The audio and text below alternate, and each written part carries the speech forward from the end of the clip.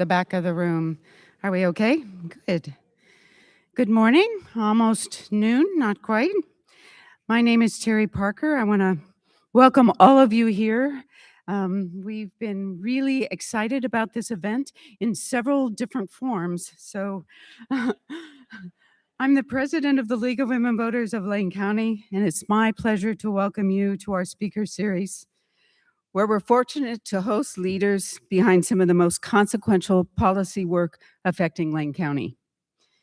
Please take a moment to silence your cell phones. We're live streaming this event, and the recording will later be available on our YouTube page. Yes, we have a YouTube page. Today, as you may be aware, we invited Oregon Attorney General Dan Rayfield. Senator Merkley then subsequently asked the Attorney General to testify in Washington, D.C., and then Mother Nature intervened. You gotta love her, don't you? Yeah. That hearing has been postponed due to inclement weather, so it's our good fortune to have the Attorney General with us. And we also have the special counsel, so we get a 2-for-1 today. You'll hear more about You'll hear more about him in just a moment. I'm going to make some announcements for you. First, I'm absolutely thrilled to see so many members, neighbors, and friends here today. For those of you who are new to the League, we are a nonpartisan grassroots organization founded in 1920 to help millions of women carry out their newly won responsibility as voters. 106 years later, we're proud of our reputation for research-driven advocacy and voter education. I'd like to recognize any dedicated elected officials joining us today. Please stand. You know who you are. I've got a few over here. Anybody else in the room today?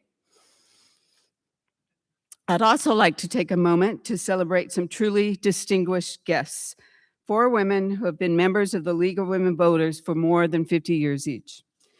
Please stand. I've got them poised for this, so be recognized. Jean Armstrong. Is Jean in the room? Jean? Rita Malmood. Thank you, Rita. Linda Lynch. I know I saw Linda come in. And Sandra Bishop. These women are just a few of the many who've been working to increase voter engagement and civic participation even before they were legally allowed to have their own bank accounts or credit cards without a male co-signer. They have marched, petitioned, and testified before they were legally allowed to make reproductive health care decisions for themselves. They had vision and hope for a more perfect union, and they have carried us to this day. We thank you. Woo-hoo. Yes. I'll tell you what they told us from their wisdom during a recent recognition event. Keep showing up. Keep talking to one another. Find common ground and look for ways to move forward. When it gets hard, and it does get heartbreakingly hard, think about who you gather with during the best of times, the people you love, admire, and celebrate. And imagine the possibilities when we lead with liberty and justice for all. So now, yes, thank you. If you're feeling inspired, if that did the trick, just wait. We've got some upcoming events you'll want to make note of. If you're ready to increase your impact, plan to join us Tuesday, March 17th at 5 p.m. for a dynamic, quick-paced introduction to the work of our chapter. You'll be able to volunteer for committee assignments and special events on the spot. We've got information out in the Cole Gallery at this event. Then we'll be back at the Marquee on Country Club Road for our next speaker event in Tuesday, March 24th, featuring State Representative Lisa Fagala talking about rural access to health care, an issue that we all should be very concerned about. And then Professor Emeritus Tim Gleason from U of O School of Journalism and Communication will be with us Tuesday, April 28th, to discuss freedom of the press under the First Amendment. You can find more information and make reservations on our website. That's lwvlc.org. We're very easy to find. That brings me to today's featured speaker, which is why you all came. Attorney General Rayfield has some prepared remarks, but he's eager to hear from you too. So we've got 3x5 note cards we've made available to you to jot your questions, and volunteers will be collecting those, and so you can send them out to the aisles. Now I'm delighted to introduce a very good friend of the League, Christine Zeller Powell. She's an attorney with Catholic Community Services of Lane County, where she directs the Refugee and Immigrant Services Program, RISP for short. As a fifth-generation Oregonian, she has deep roots in this state. She's a graduate of the U of Clark Honors College and a triple duck. With her bachelor's in physics and music, master's in environmental studies, and JD from the School of Law. That's impressive. That's a long time at the U of O. Thank you for doing that. In 2016, she started as a volunteer funding member of the Refugee Resettlement Coalition of Lane County. And now, as director of RISP, she's overseen the organization's growth and development to 14 paid employees who've observed more than 1,000 immigrants, refugees, and asylum seekers. These are the people that are doing the hard work in the community. Last year, RISP provided legal services to more than 500 people and social services and employment programs to nearly 300 more. Rapid changes, as you know, in immigration law and enforcement, like the sudden termination of the U.S. Refugee Admissions Program, the sudden and arbitrary termination of legal immigration statuses, the increase in need for legal representation by people who have been arrested by ICE, and the increasing need for financial support in families left behind when the breadwinner has been taken by ICE. These have stretched the program's staff and resources in ways that cannot be sustained without infusion of awareness and support, especially if Senate budget hearings are any indication of that. Please welcome Christine Zeller Powell.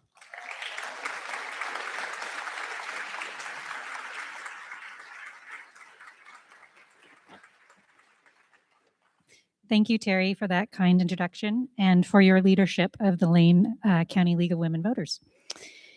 You just mentioned the increasing number of ICE arrests over the last year.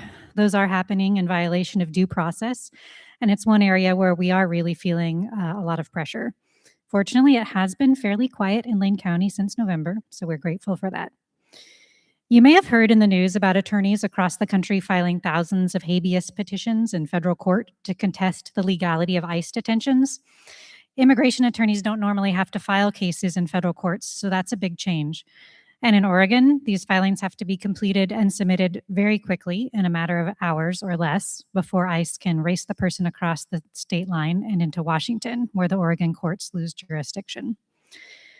I'm proud to say Oregon is one of the few states to fund a universal representation program. Ours is called Equity Corps of Oregon, and it provides free, high-quality legal services to help low-income residents of Oregon navigate the immigration system. With those funds, and in partnership with federal public defenders and other attorneys, our program has filed 12 habeas petitions in the last 7 months or so. I'm happy to report that we had a client release last night. Yeah. So that means that all 12 Oregonians that we filed for have now been released from ICE detention. Yeah. I do also want to recognize that there are also many Oregonians who have not been able to access legal services, connect with attorneys, or have habeas petitions filed on their behalf. And many of those have been transferred to states far away from us or have been deported. And there are Oregonian families who will suffer for years and even generations as a result. And yet, in addition to all the changes, challenges, and horrors that we see in the news, the regular work of RISP, our program, continues. Many of the normal immigration processes are still in place, albeit with longer processing times or indefinite pauses and increased scrutiny. The legal services team helps people apply for asylum, work permits, green cards, family reunification, and citizenship. Our social services team continues to help refugees and immigrants navigate challenges around housing, employment, and healthcare. And we provide extra support to refugee children to make sure they're succeeding academically and integrating into our community. So, We know how lucky we are that the Attorney General's office and Oregon Department of Justice defends the rights of all Oregonians, including our immigrant neighbors. Yeah, that's worth applause. They have been leading efforts to ensure equal protection under the law, whether it's denying ICE agents access to states' Medicaid data or developing a toolkit to help law enforcement understand how to comply with Oregon's Sanctuary Promise Act. That's why I'm honored to introduce Attorney General Dan Rayfield. As the state's top legal officer, he's setting the standard for protecting our constitutional rights. Last year, he filed 53 cases against the federal government. That's more than one a week.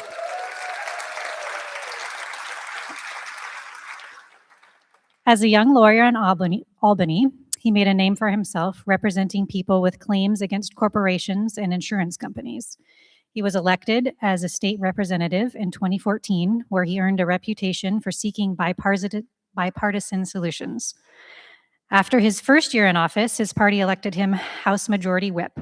In 2022, he was elected Speaker of the House, and in 2024, he was elected our Attorney General.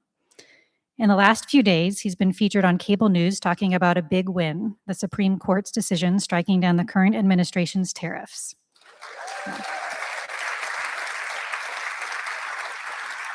Mr. Rayfield led the 12-state lawsuit to overturn the tariffs, arguing that they were unconstitutional and would raise the costs of goods for Americans. We are grateful for his leadership, courage, and vigilance on behalf of Oregonians and all Americans. Please welcome Attorney General Dan Rayfield.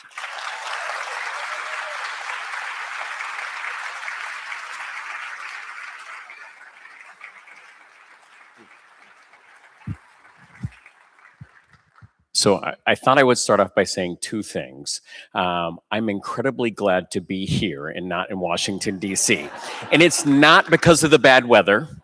I would, every single day of the week, I would much rather be here talking to all of you than be back east talking to a bunch of grumpy senators. And I'm not saying that that's Senator Merkley or Senator Wyden. So I'm talking about all of the other grumpy senators. So number two, I just want to say it's always incredibly awkward listening to your bio before you have to come up here and speak. And I just want to know that it's one of the most humbling experiences to serve as your Attorney General here in this state. But really, what I always want to say is all of the work that we do at the Department of Justice only happens because we have amazing staff. And we have amazing attorneys across this entire state that dedicate their lives to public service. In a time when it can be very depressing sometimes to read the news right now. The one thing you know is you have a department of about 1,600 to 1,700 people day in and day out that spend their evenings and their weekends when needed on behalf of the service of this entire state. And these are people who are willing to stand up to one of the most powerful people in our entire country. And that is something that you cannot take for granted. We should never take for granted. And I'm proud to be a part of their team. So I just want to start off with a little bit of positivity about the amazing people that really do the work. And one of those people is Dustin Buehler.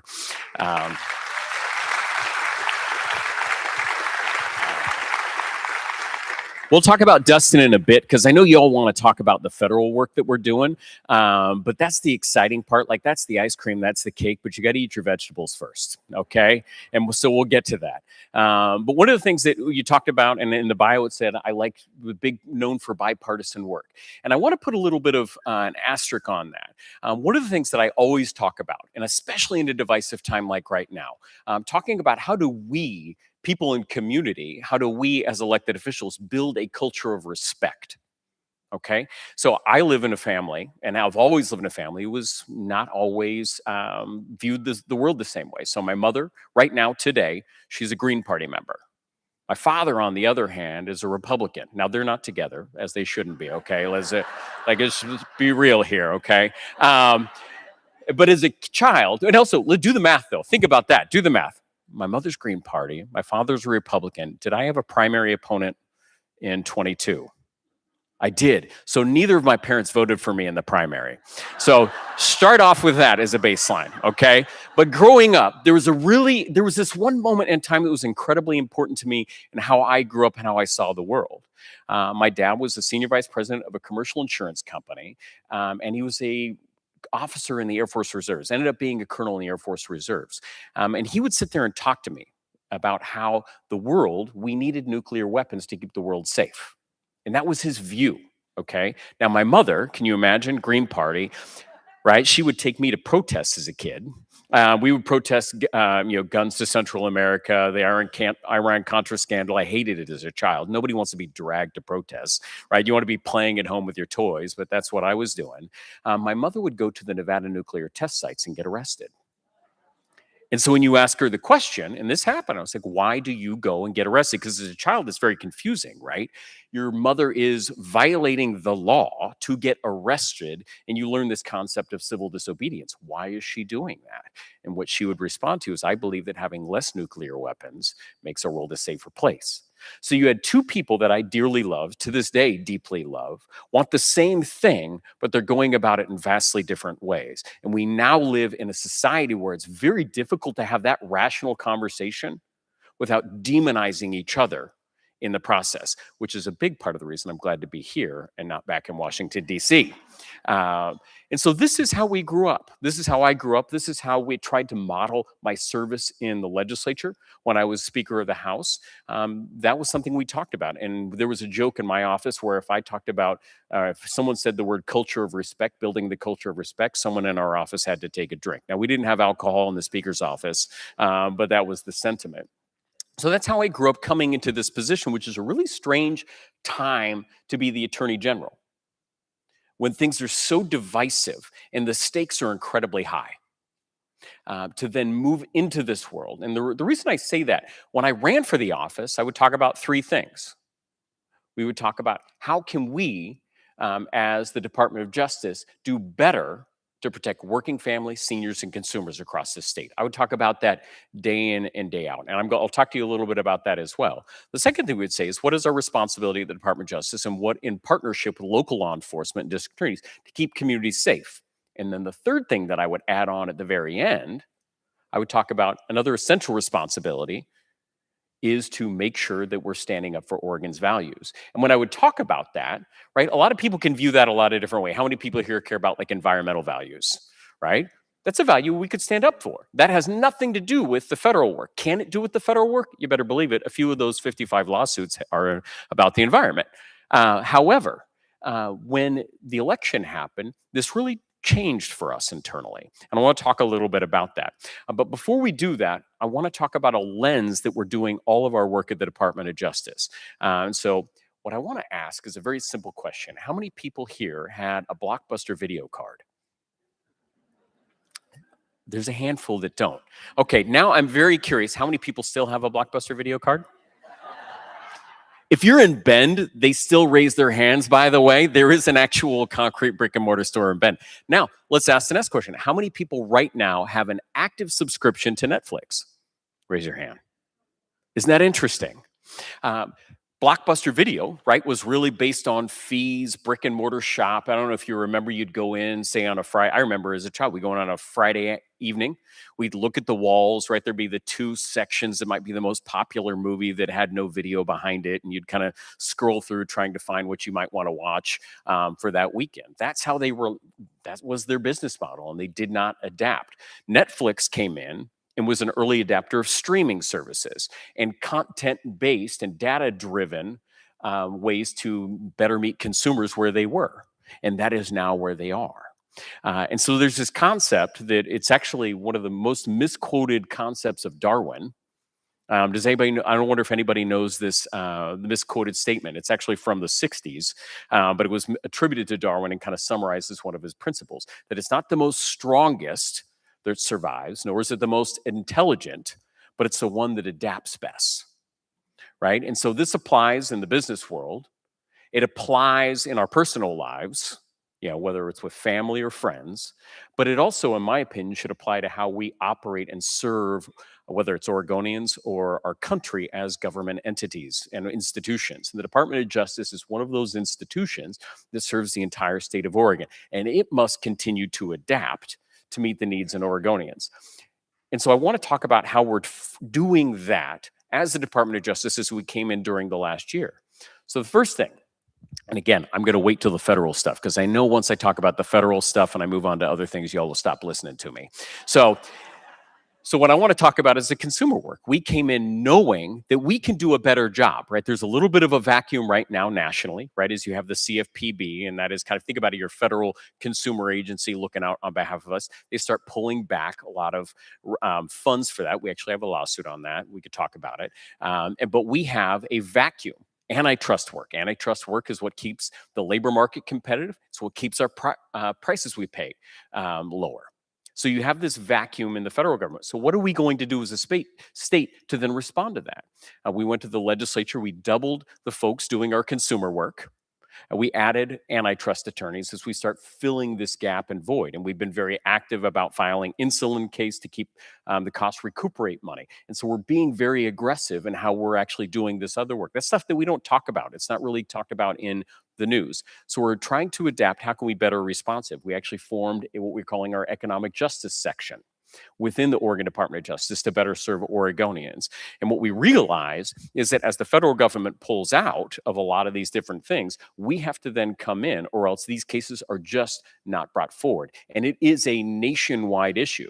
It is Republican states and Democratic states that find the value in consumer protection. It's actually a very bipartisan issue that we're able to work together on very often. And so we're collectively pooling our resources as Department of Justice across this country to meet that objective. Frankly, this responsibility, this commitment that all of us have made to our constituents.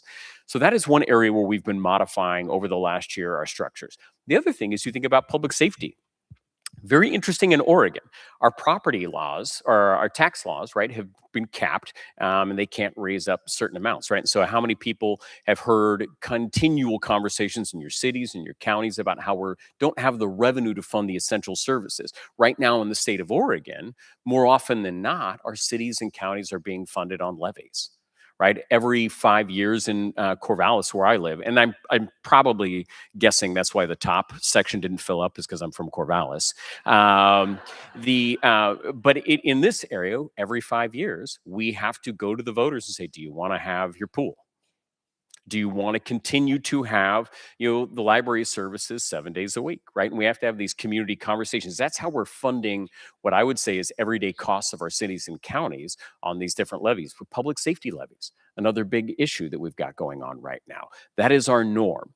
So we ask ourselves at the Department of Justice, how do we adapt and provide value to keep communities safe in this landscape where cities and counties who are responsible for law enforcement have capped funding? And how can we meet that need?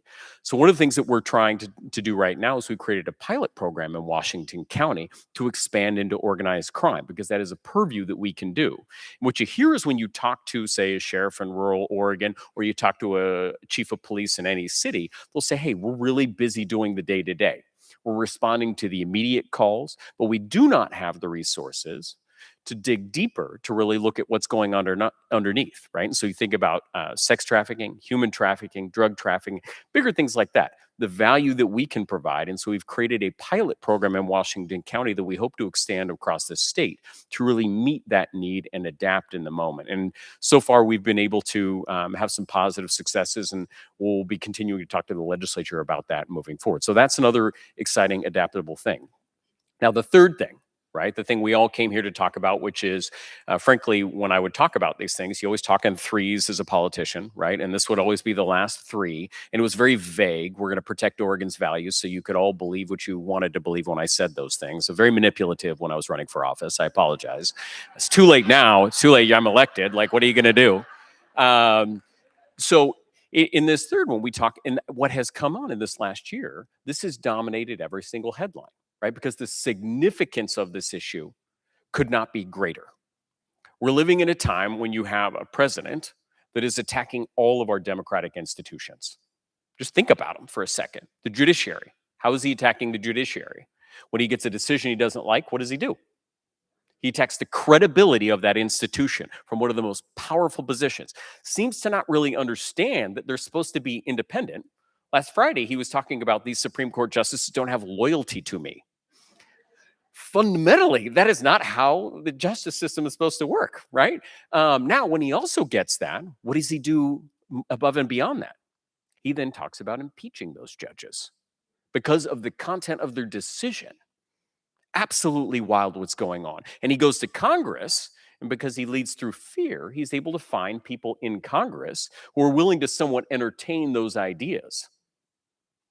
The moment you lose an independent judiciary, you lose one of the essential checks and balances in a democracy. In fact, it is a hallmark of any democracy that has been built since the United States, you always have an independent judiciary. And I don't think that I would have talked about an independent judiciary so much as I have during the last year, right? Think about freedom of speech. What is going on right now? You have the president continuing to build his own media stream, controlling his media over there. On the other side of that, very fascinating, right? He's starting to use his agencies to threaten free speech. Jimmy Kimmel, y'all remember this? Now here's a little bit of positivity, right? There was one person that I never thought that I would sit there and say, boy, I'm really glad that this person stood up and said something. It was Ted Cruz. Ted Cruz stood up and said, hey, Mr. President, I think you've gone a little too far, when he was imposing his way into free speech in this other area. So you're attacking this institution. Now, I want you to think about Congress. How is he attacking Congress? He's doing it by amassing large amounts of money in these campaign accounts and primarying people. And he's leading through fear in these ways. So you're shifting these democratic institutions, which are supposed to be independent, right? So that you can get the best outcome. We're going to disagree with each other, and we should disagree with each other, but these institutions should run their purpose, and they should create this freedom of dialogue so you can get the outcome that best represents all of us. And so these are these threats that are coming in. And then as an executive, he's passing executive orders and doing things that are outside the bounds of executive authority, which is where we come in. And so we talk about being adaptive. So there's all of these different threats that are going on right now. And so we talk about being adaptive. When I came in and was elected in November, the very first thing that we did is we realized that when you have government to government conversations, agency to agency, we know how to call each other, right? We know how to email each other. But one of the things that we don't always have is connection into community. And hearing what the president was saying, we knew that a big gap for us in the way we saw Oregon and the impacts on Oregon is we needed to be better in community. So we created a federal oversight and accountability cabinet. And that was done, I believe it was in November, early December, to really bring in all of the different potentially impacted groups. We had community organizations, you had your CCOs, the folks administering Medicaid, you had hospital systems, environmental groups, civil rights groups, as well as labor and a whole bunch of other contingents. So that way we can hear the impacts across the state so that we could be better, more responsive as an agency to the things that were going on in the moment. That was the start. When we looked at structurally within the Department of Justice, we realized we were not set up for success. And I don't want Oregon to just be a Me Too state, right? So other states file things and we're like, yeah, let's join. I believe Oregon has an obligation and a commitment to lead this fight because of who we are.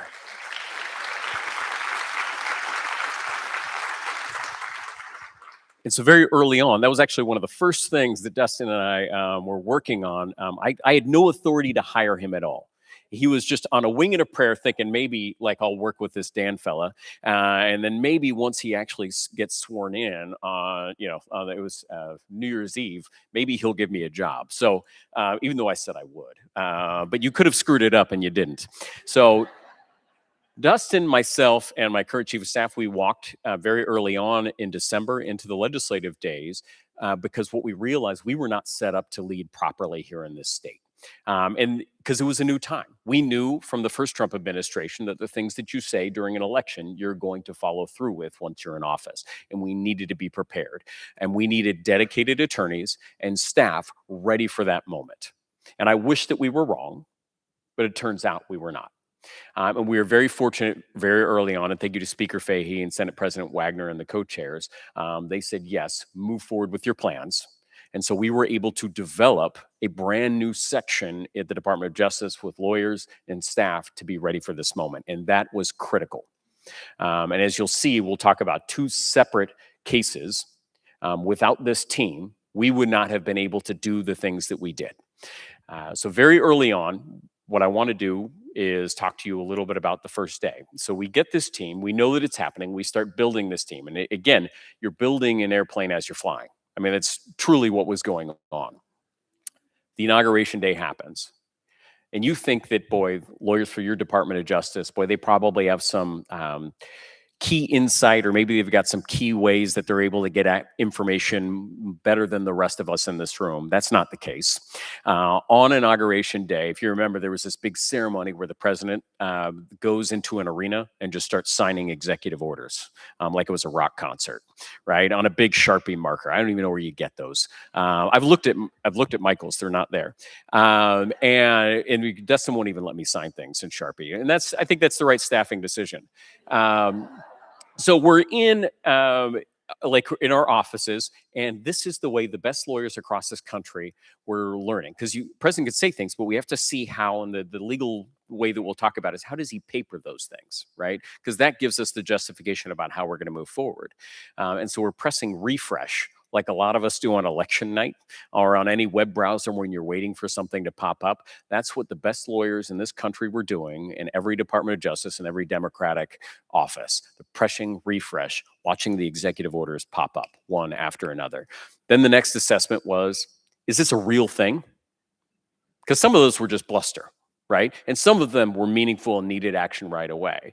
And after doing all of that, we had a lot of preparation between Election Day and then to make sure that we had our lawsuits ready to go, because we knew that some of the things he was going to try and do were unconstitutional. The very first thing was birthright citizenship. From a president's position, he had made orders to effectively walk back more than 100 years of interpretation by countless presidents and different administrations about what birthright citizenship meant for this country. And within 24 hours, we had our first lawsuit filed. And within 48 hours, we had our first win.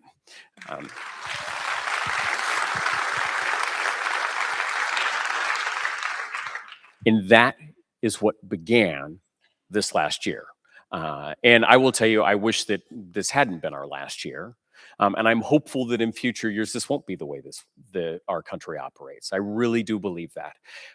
But in this moment, sometimes you have to stress test our democratic institutions. And that is what we're doing right now. We are pushing the bounds.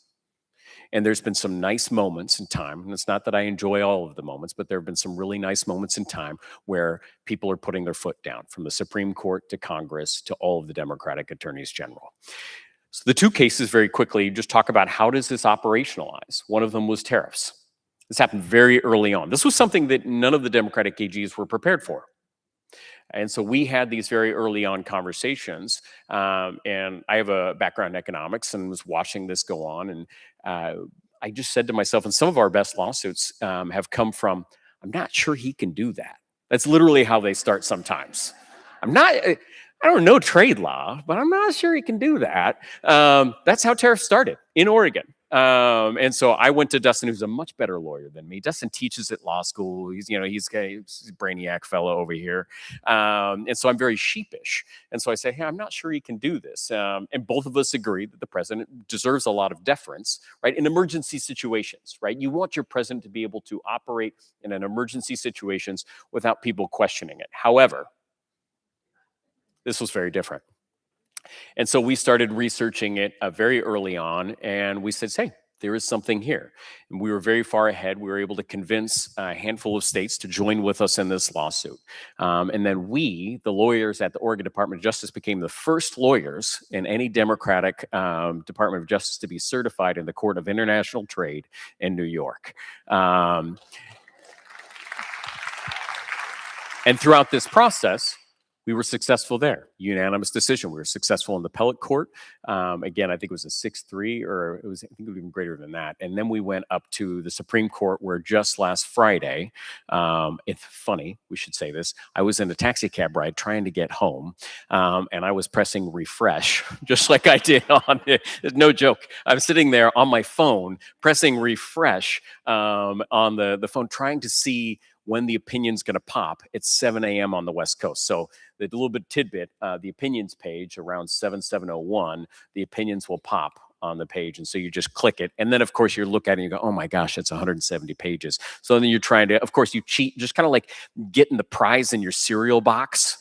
Right? It was like, I'm not going to eat, why did the parents tell you have to eat all the cereal down to the end? Makes no sense, because I don't do that with my Supreme Court opinions. Scroll all the way down to figure out, okay, yes. In fact, we won this 6-3. And again, when you think about how our democratic institutions are holding up, one of the most humbling things that I've ever been a part of is sitting at council table in the United States Supreme Court and hearing the 9 justices debate and ask questions about these fundamental institutions of our government, and talking about how no president gets to steal the powers of Congress. It's co-equal branches of government. Incredibly humbling moment. And then to be able to sit there and be a part of that opinion with all of the lawyers and staff of the Department of Justice and all of us. Incredibly humbling, especially when you go around and you talk to small businesses who are paying these tariffs. Incredibly impactful. And it doesn't mean that the president is going to try and do some things going down, and we could talk about that, but we're watching very closely. Incredibly impactful moment from beginning to end, I think, for the entire country, especially what is really beneath the surface and the substance of that opinion will, I think, stand up very well for America. The other interesting thing, think about the National Guard, things we take for granted. And then at some point, someone's going to say, hey, you're reaching 30 minutes. So I need the cutoff so we can get, I got a thumbs up. Okay. All right. Just making sure. I wanted to talk to you a little bit about the National Guard case here in Oregon. I think we all grew up in America where putting the military on our streets is not normal. Right. And I think for Americans, when we think about that, you don't think about that in America. You think about that in a different, like a third world country, or maybe even living in, a different country or traveling a different country. That's not the norm. We don't use the military on the streets of our cities here in the United States. It's just not what we do.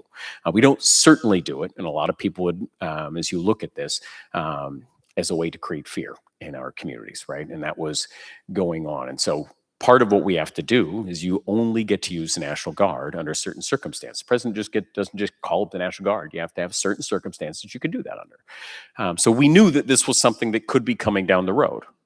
And again, you start hearing rumblings. You watched it in California. You watch it in Tennessee and Washington, D.C., and you're hearing that this might come to Oregon.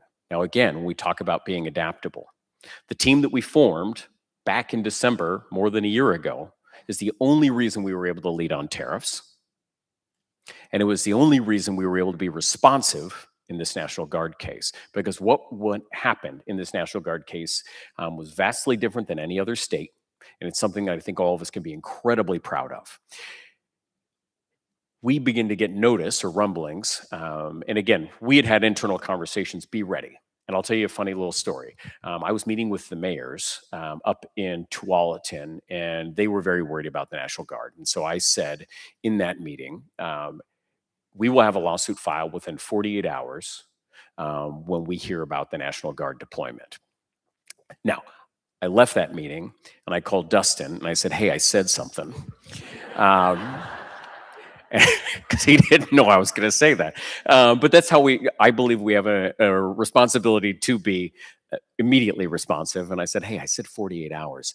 And I don't know if he sighed, but in my recollection of the story, he sighed very audibly over the phone, like a real choppy cell signal. I could still hear it very clear.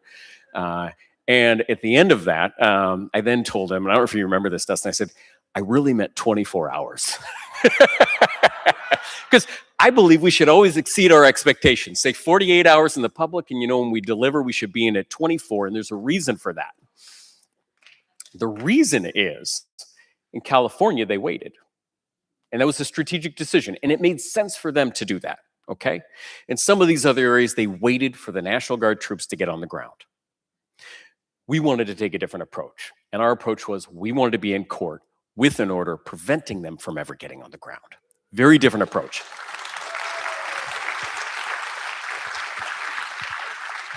And in all fairness, okay, let's be like, I could have lost the tariffs case. We all could have lost that, right? And making the call to file before they hit the ground could have been a bad legal decision too, right? It could have gone both ways. So I want to be, in all fairness, for the applause, I could be sitting up here saying, boy, we lost that and we lost the tariffs, and it would just be dead silence in this room. But very fortunate that we have amazing lawyers and staff who we worked this out. We took a different approach because we felt that that was the right way, frankly, to not escalate issues in Portland.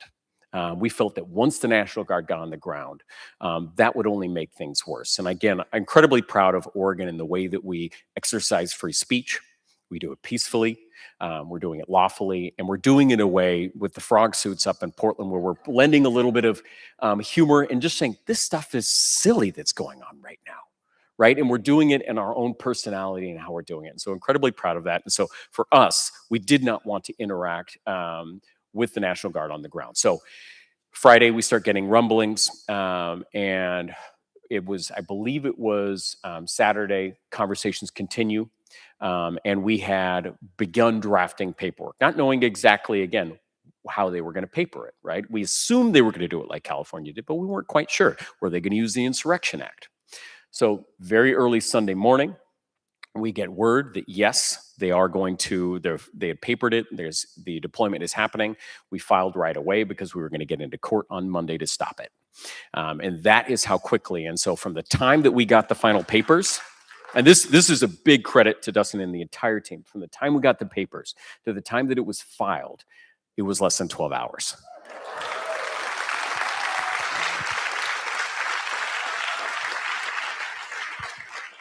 And again, none of that happens without thinking about how do we as an agency, and I don't think it should just be the Department of Justice, whether it's the DEQ, whether it's our city governments, we have to adapt to the needs of the moment, to be responsive to what's going on. And I would love to not be responsive to this stuff, right? I would love to not have to do any of this stuff. And you know what? The moment that we don't have to, we're going to take all of those lawyers and we're going to push them off into consumer work, right? But we have to be adaptable to the moment right now.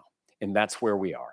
And in that case, what you will never see is the amount of work that these staff and attorneys did on the weekends and the evenings to have a full, complete trial, to have a temporary restraining order that following Saturday.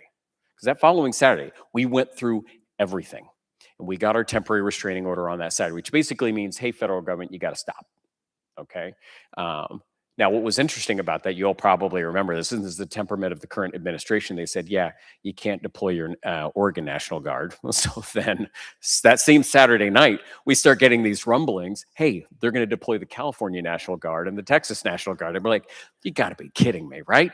Now, again, how quickly did we respond? The next day, we had our second temporary restraining motion filed. And that evening on Sunday, we had a second temporary restraining order. Now imagine how much work and effort that it takes to do that for these pleadings and filings, and then to be some of the best attorneys in that courtroom to argue it that following day was incredible. An incredibly upset judge, and then over the next couple of weeks, we had a full-blown trial with discovery, and we were able to get a successful win there. And then just recently, and this is the thing that's going underreported, we mentioned all of those cases that we filed. And you'd think, boy, you're probably losing some of those things, right, Dan? Shockingly, we're not.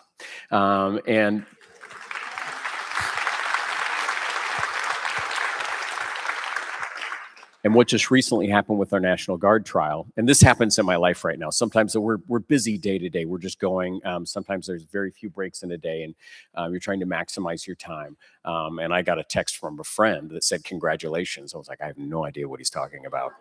And there was the federal government had actually withdrew their appeal on the National Guard case, and we're seeing that happen in a lot of our cases right now. So again, incredibly.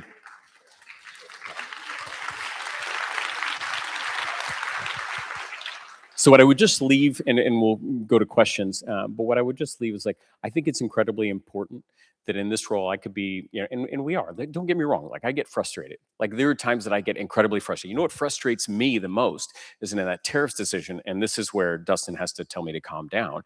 We've paid Americans, 90% of Americans have paid about $100 billion in tariff revenue. And then you have the president who has been declared by the Supreme Court saying, I'm not going to give that money back. That frustrates me. But even when I get frustrated, I think Dustin is right. We all have to be right, getting back to what I said at the very beginning. We all have to lead with a culture of respect. Even when we disagree vehemently, and we can fight like hell on any of these issues, and we can do that, but you can still do it respectfully. in these conversations. And that's what we're trying to do as we're representing Oregon in these moments. And so I will get frustrated, absolutely, and we'll continue to fight. But I think it's very important for all of us as we start to what is the next 10 years for this country, what is the next 10 years for our state, is that we work together respectfully, even with the people in our families that disagree with us. So. Okay. Okay. Amazing. Thank you. We're going to have dueling microphones. I'm going to be down here because your questions are coming in, and so I will address the questions to you up here, Dan.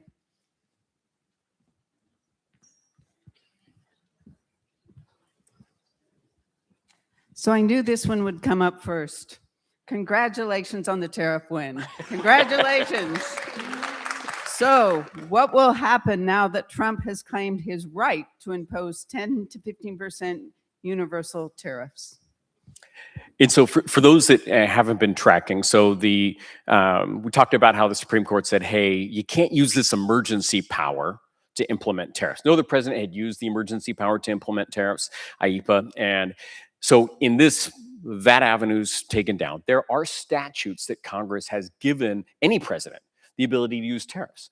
And a lot of presidents have used those in the past. Biden used them, Trump used them, you name it. Folks have used those. But there's specific requirements to use those statutes. Again, Congress can't just give its power away. That's what we would do. They can't just delegate their power. So I like the ability to pass laws. They can't just give it to the president, right? That would ruin co-equal branches of government. So they put tight sideboards on this power. And so the one that he's talking about is Section 122. This is where it gets very nerdy quickly. There is a cap of 15% that the president can put tariffs on for what we call serious balance of payment issues, or if there is a threat to the stability of the US dollar. Okay, so it's factually you have to meet that requirement to be able to put in up to 15% of the tariffs. Now, here's the thing. Those 15% of tariffs, or up to whatever they choose, can only last for 150 days. At that point, they must cease unless there is a vote by Congress. So they are time limited. And what we know and what we really believe is that the reason the president was using the tariff power under IEPA, which is that Emergency Powers Act, the reason he was using it under that emergency power was because he didn't believe he could get the votes in Congress to be able to do those types of tariffs that he was using, right? So he'd get grumpy with a foreign leader, and all of a sudden he's like, hey, I'm going to do tariffs. You could do it for any reason, any amount of time, for any duration. So they're very limited, and we expect this is more of an effort to kind of save face, move forward over the next 6 months, and then it's going to be up to Congress to decide whether or not they want to continue them. And that is where the real stress test will come, right? Because if you look at all Americans, people are not fooled. They're paying these things.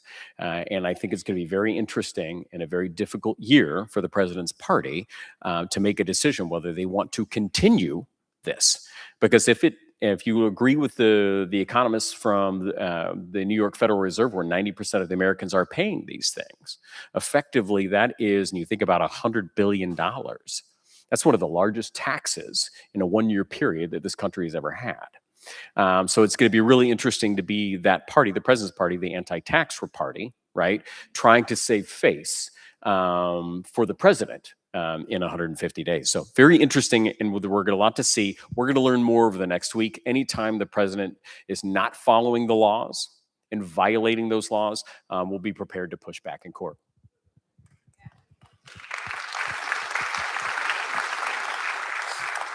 We're just curious. What were you called to testify about in DC today? What could have called you away from us? Well, it turns out nothing could, call me away from you all. So Senator Merkley called and wanted us to talk about the history of our sanctuary laws here in this state, and talking about how they were passed in 1987 when I was 8 years old. I was going to say that. I still will someday. I'll say, hey, I was 8 years old when these things passed. And how they've peacefully coexisted with Republican administrations and Democratic administrations since. And just talking about the public safety reasons why we have them in place, and how, for instance, we have stories from the district attorney out in Washington County County, where he has been able to use the protection of those sanctuary state laws to be able to talk to a witness in a murder trial. I need you to come testify in this trial. And that's the only way he was able to get a critical witness come to trial to secure a conviction in a murder case.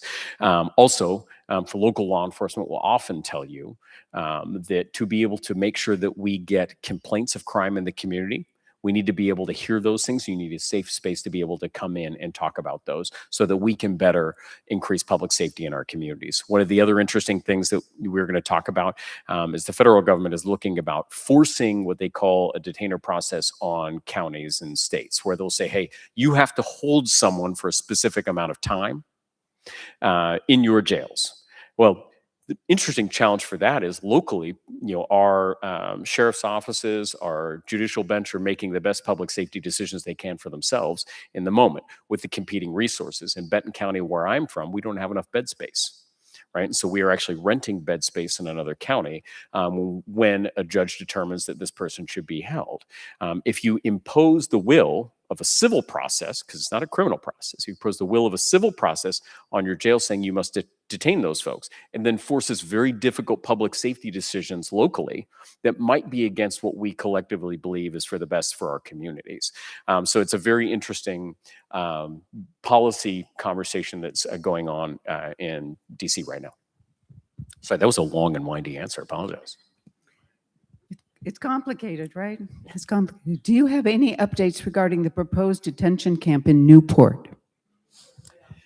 So this was something very early on. Some of you may have noted that we filed a lawsuit along with a companion lawsuit with the wives of the fishing industry out on the coast for the helicopter that was out in Newport that was going to be moved down south, right? Very unique line of coast. The reason it's there in the first place is because there was tragic loss in that area.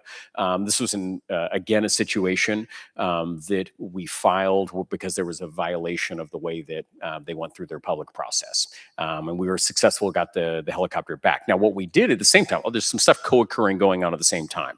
At the same time, we started learning about this potential facility going on in Newport. And so we were able to potentially use our existing complaint in the process to be primed and ready, because we already had a good judge, we were in court, and prioritized so that if that moved forward, we could then be able to make sure that we're holding the line and that the laws in Oregon and federal government are being followed. It turns out what we're under the impression right now is that facility is not moving forward, is what our current.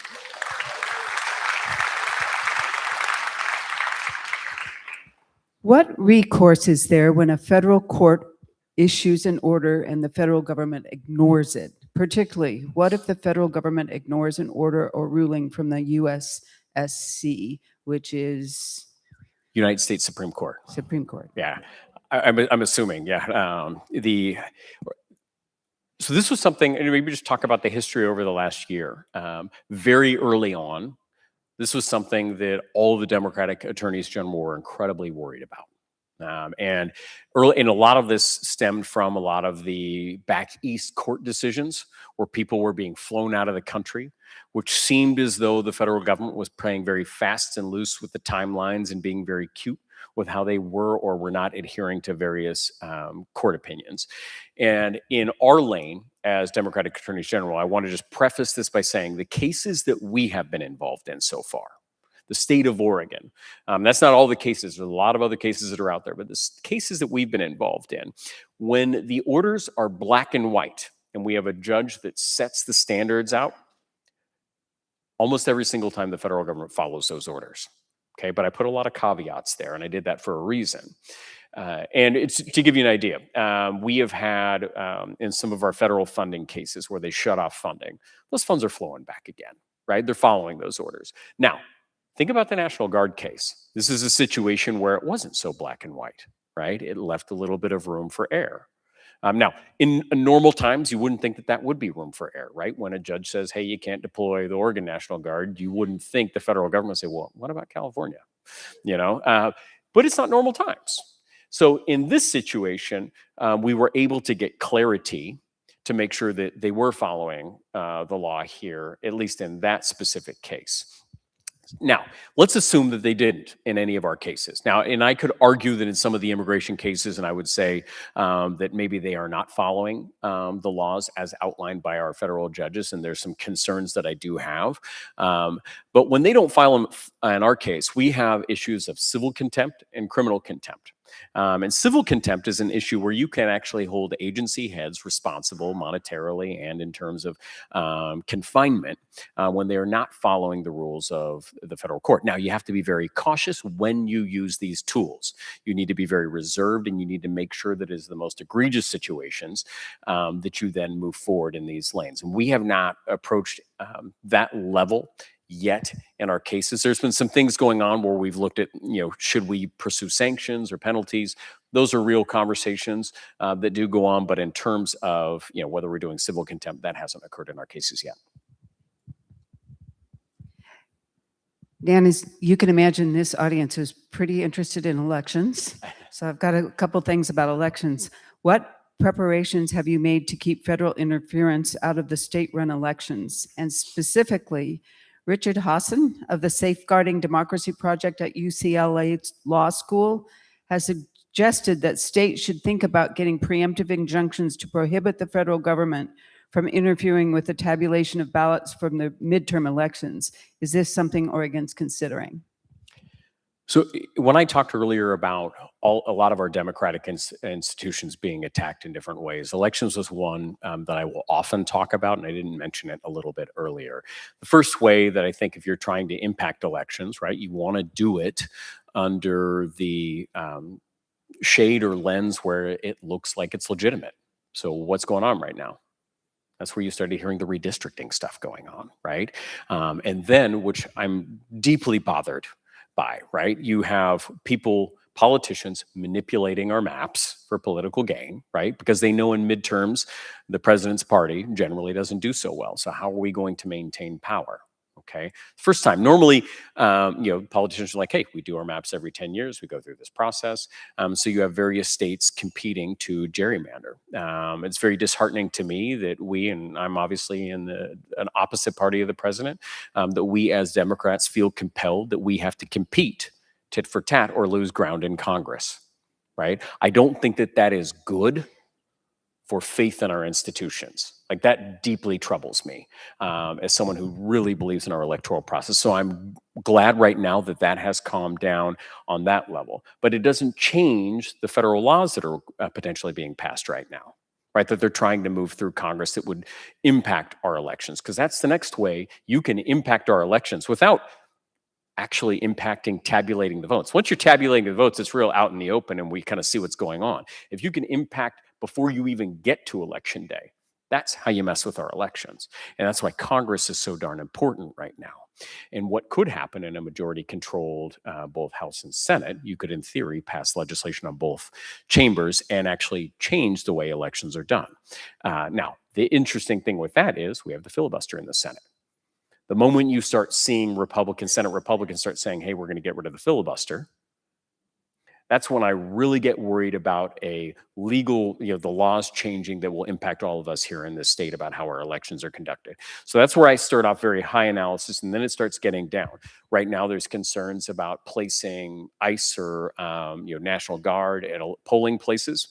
It will be done under the auspices of different headlines, but the fact is it will deter a lot of folks away from voting, right? In those different areas. It's a very, again, you're looking at a president that leads through fear in a lot of the ways that he's moving about things. So those are things that we're looking at.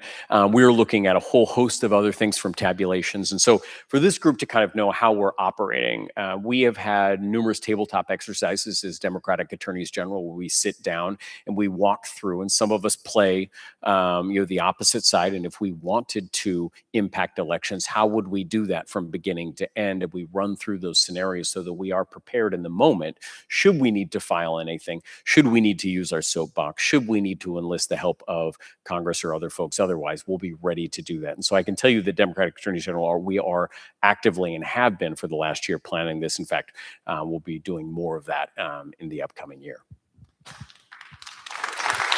Thank you. This is related, and you may have addressed it, but is Oregon doing anything to prepare for the possible passage of the SAVE Act, which is really undermines vote by mail in Oregon? There's right now, we don't have anything filed in that lane, but the SAVE Act is one of the things that I'm deeply worried about. I'm worried there's a provision in our Constitution that says, hey, the states get to make their decisions, time, place, manner, all those different things when it comes to elections. I'm oversimplifying, but there's a little bit of an exception that says unless the federal government comes in and passes laws, right? And it's that last unless part that should have, that's where I get concerned about the integrity of our elections. And again, I think the one thing, politicians, and I think we're going to be in these different dynamics where we're always talking about the past, right? Going back to 2020. I think as we move past this next election and we look to our next president, I think we, like Democrats and Republicans, need to look forward and what are our common values.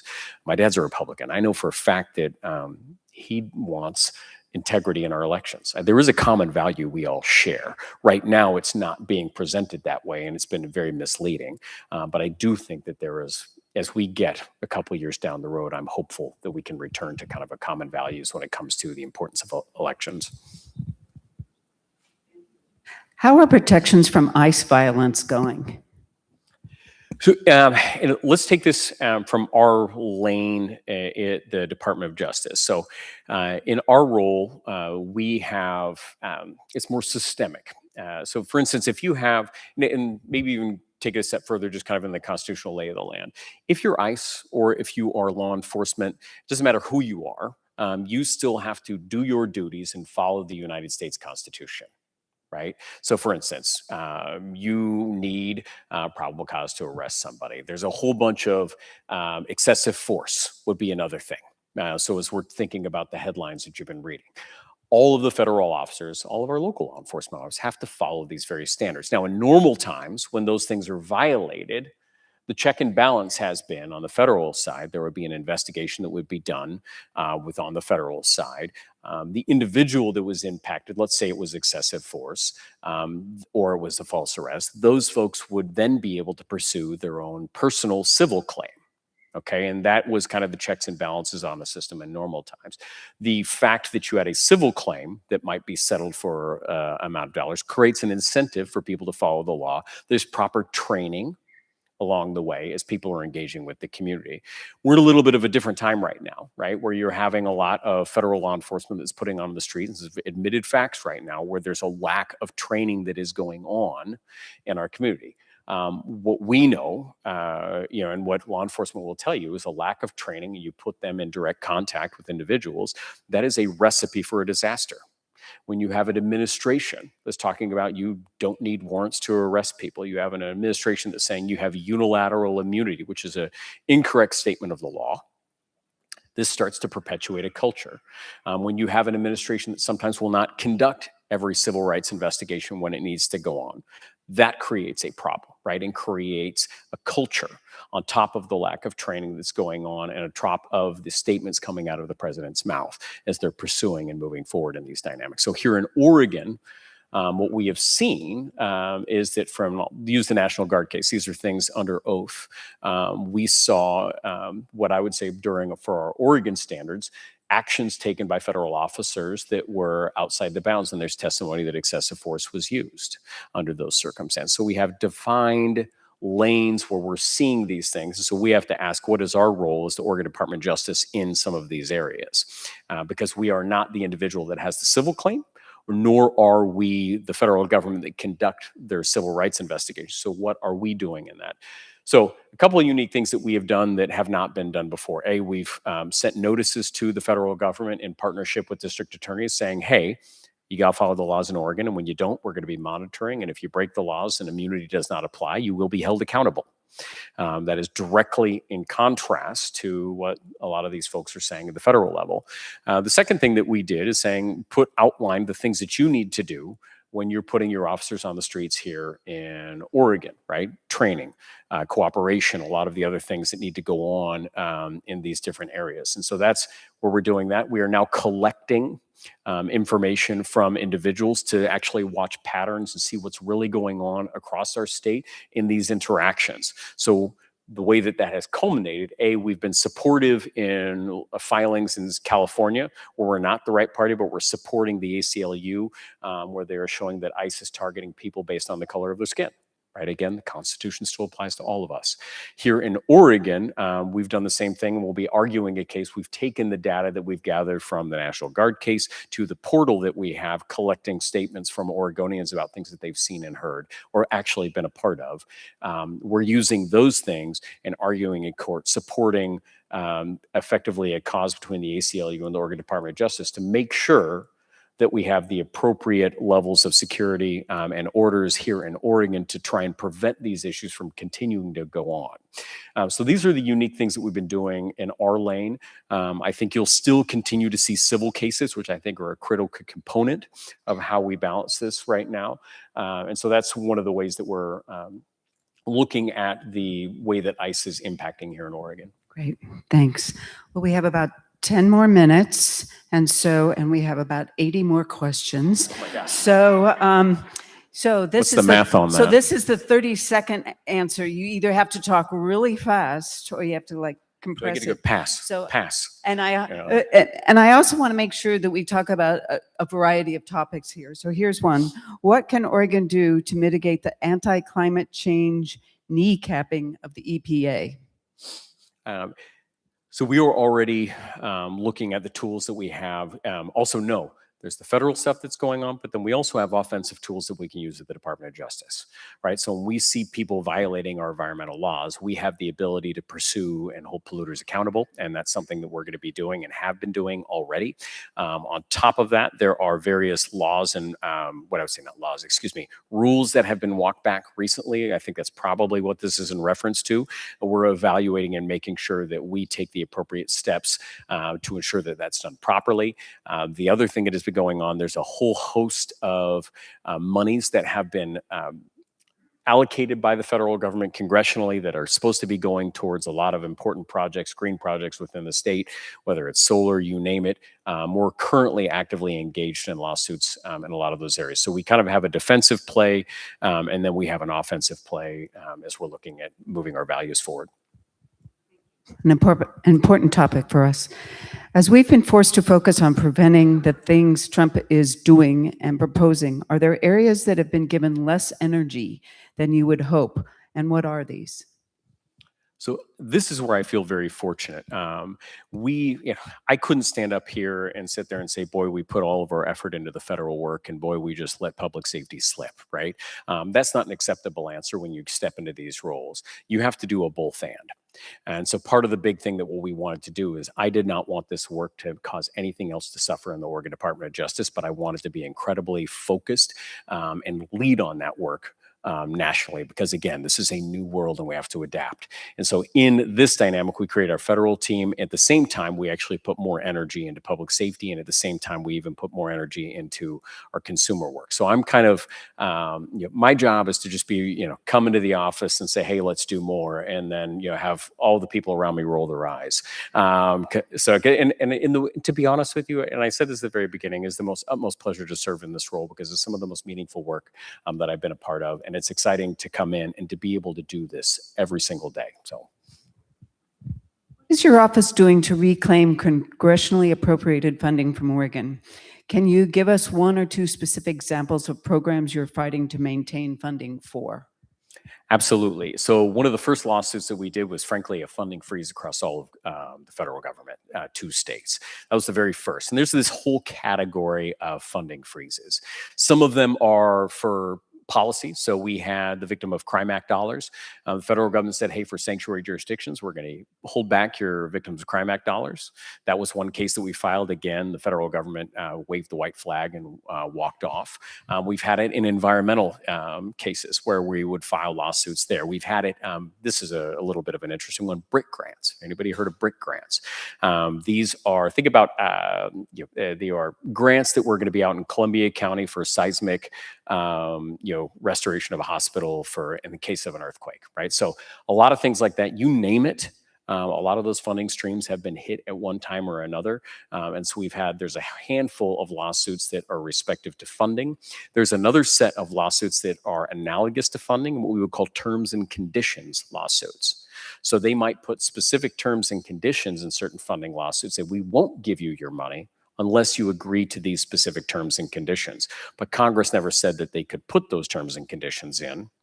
And therefore, and obviously those are things like they'll ask us to violate our sanctuary status law, things along those lines. And so we've been very successful in all of the funding cases.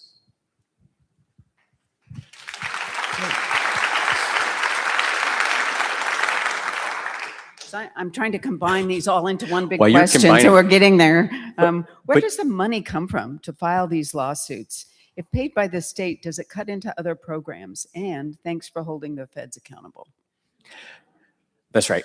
So some of the things that we're looking about is actually cost recovery from the federal government. Those are actually fun conversations to have. In fact, I was having that yesterday with Dustin. I always come up with the fun ideas, and then Dustin has to again roll his eyes at me. But so when we came in, one of the things that we did is when you think about the work that we do, some of this work is on behalf of agencies. So if you are the Department of Human Services here in Oregon and they're withholding funding for a specific purpose, that goes to the Department of Human Services. The Department of Human Services we bill them hourly for the work that we do. So that's one avenue. Now there's certain things that we're unable to bill, right? And this is where the legislature worked with us to make sure that we had the flexibility to be able to do some of this brand new team. So you think about National Guard. Where does that really fit in terms of an agency or a billing model, right? So some of these things we have to take on ourselves. Tariffs is another one. Is there a specific agency, right? You could look at Oregon Department of Transportation and all the procurement that they do and absolutely draw a line to the increased cost of goods that they're direct purchasing. However, under that circumstance, we said, probably doesn't make a whole heck of a lot of sense to divide that amongst different agencies. So you're going to find it a combination of legislatively appropriated in the work that we were doing, and some of it is billed depending on the nature of the work we do. Do you have any final words for us? What can we do to help? What I will tell you, I mean, this is the beautiful part about our country, and I think there's a lot of things, again, that we can sit here and get disappointed and grumpy about every single day. And again, very disappointed if they're not going to give the tariff money back currently. But as I think about the positive things going on in our country right now, you have a Supreme Court from time to time that's willing to stand up. You have Republican members of Congress getting upset. And one of the most amazing things that we're seeing is we're seeing Americans, people from all walks of life, engaging in the political process in a way that we haven't seen in recent memory. And that's the way this is supposed to work. The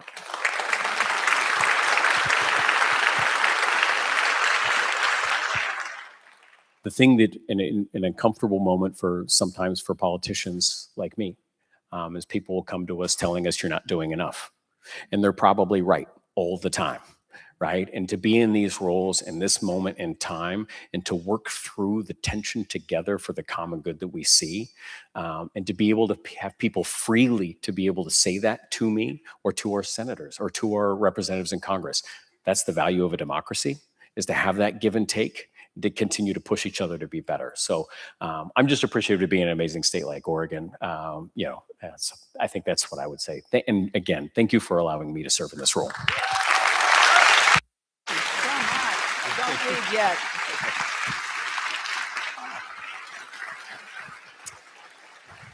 Wow. Thank you. So thank you all for showing up. Yay!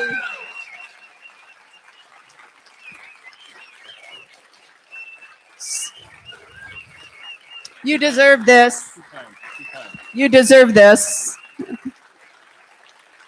Enjoy.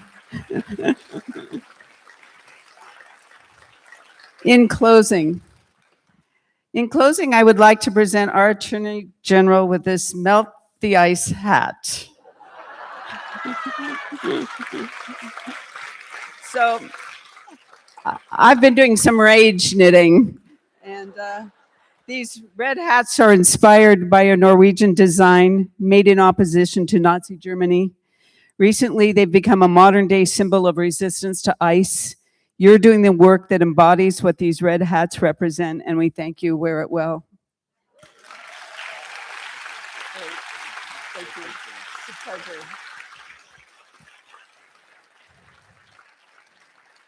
And I do want to give a special shout out to Special Counsel Dustin Bueller for his readiness.